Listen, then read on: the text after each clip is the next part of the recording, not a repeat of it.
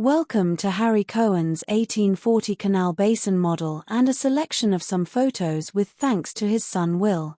Harry Cohen was a Latin teacher at the girls' grammar school here in Stratford-upon-Avon. He designed 3 models. 2 of the models were of the railways. And the 3rd model was of Stratford's canal basin in the 1840s. This occupied much of the front room of his house, and visitors were amazed as to the scale of the model and all its detail.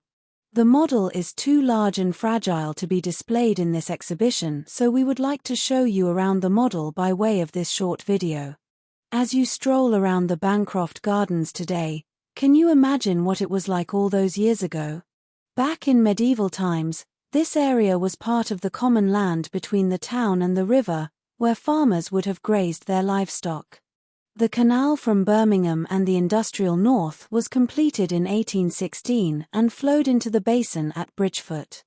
Warehouses were built on the wharfs all around the basin to store the goods in transit, mainly coal, stone, and timber. A second basin was added in 1826 with more wharfs and warehouses, forming a small island. Workers' cottages, still there today, along waterside would have looked out onto this island wharf. A swing bridge was built over the small channel of water that ran parallel to waterside. This wharf was incredibly busy handling not only coal from Staffordshire, but lead metal and glass, produced in the Midlands. Other warehouses included a cooperage, a cidery, a tannery, and of course a timber yard. The RSC Theatre now stands to the right of the second basin if you're standing on waterside. Part of the basin was filled in 1902.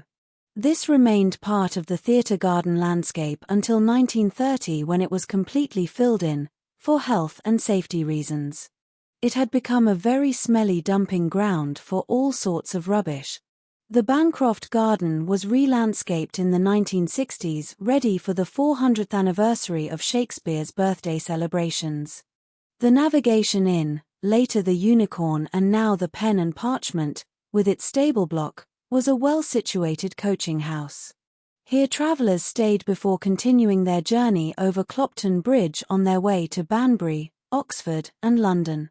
This site was originally a boat builder's yard but has been an inn since the late 1700s. Horses would have been tended to in the stables on the right. And the coach travellers would have eaten and rested in the inn. What a journey that must have been then. In the foreground, piles of coal have been offloaded from the barge. What do you think is in the small truck? Is that beer in those barrels? In 1817 the town had at least 24 coach services and 5 coaching inns. One of the coaching inns was the White Lion in Henley Street, built 1590s. Another coaching inn was the Red Horse Hotel in Bridge Street. People continued their journey over Clopton Bridge, built in 1484, as they do today, but in cars rather than by horse and carriage. The tramway, which included a bridge over the River Avon, was built and completed in 1826, at the initiative of William James. The track carried horse-drawn wagons, taking goods and sometimes passengers as far away as Moreton-in-Marsh. The horse-drawn wagons ran on railway tracks. The tramway was short-lived and ceased operating in 1900 and officially closed in 1926. On the south bank of the river is a stone cottage between Clopton Bridge and the tramway bridge. This riverside cottage was built of blue lyre stone in the early 1800s. This stone was quarried at Wilmcote and transported via the canal.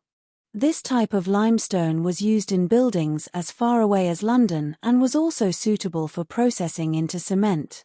A large warehouse, today the boathouse, was built on the riverbank in front of the stone cottage, stored cargo from the numerous barges. With the rise of tourism and leisure activities in the Victorian era, the Rose family started Avon boating in the 1890s and hired out small craft. Here we can see Stratford's 2 famous bridges. The 14-arched stone Clopton Bridge is in the background. The tramway bridge is in the foreground, with a horse-drawn wagon crossing over the River Avon. A toll house was built in 1814 to collect fees from travelers crossing Clopton Bridge, but by 1839 the charging of tolls had ceased. James Cox built his timber business next to the bridge and river and used the toll house as his office. You can see timber being loaded from the wharf onto the barges for transporting down the River Avon. The tall chimney you can see today was added in 1873 when the warehouse was upgraded to a steam-powered sawmill. It was still in operation as a timber yard and sawmill in the 1980s and is now the Cox's Yard Riverside pub. The Canal Basin was surrounded by warehouses and wharfs. Barge lock number 56 connected the Canal Basin to the River Avon.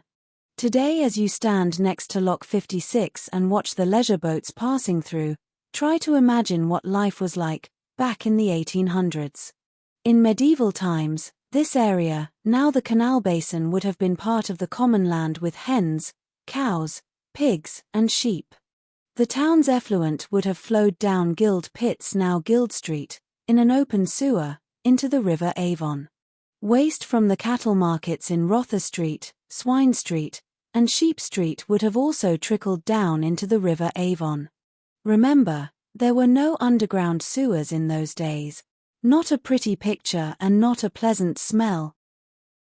The Stratford Society would like to thank Harry Cohen and his son Will, Yvonne Biggerstaff, Ken Morgan, David Austin and John Freeland for making this journey into the past possible.